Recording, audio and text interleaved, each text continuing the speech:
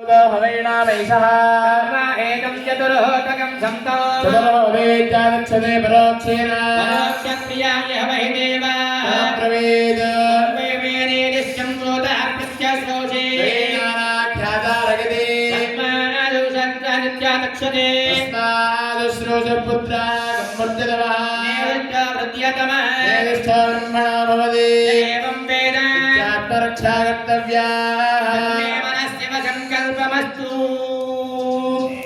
ముఖ్యంగా ఇప్పుడు పిల్లలు చెప్పండి, శివ సంకల్పమస్తు.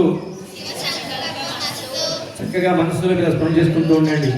ఎందుకయ్యా అంటే ఇది పిల్లలకి ఎందుకు ప్రత్యేకంగా చెప్పాలయ్యా అంటే శివాభిషేకం మనం ఏ శివాలయంలోకి వెళ్ళినా సరే ఆ శివాలయంలో మన మనస్సులో ఉండేటువంటి అభీష్టం ఏదైతే ఉందో ఆ అభీష్టాన్ని శివుడికే ప్రత్యేకంగా చెప్పకూడదు. అట్లాగా నందీశు ద్వారా చెప్పాలి.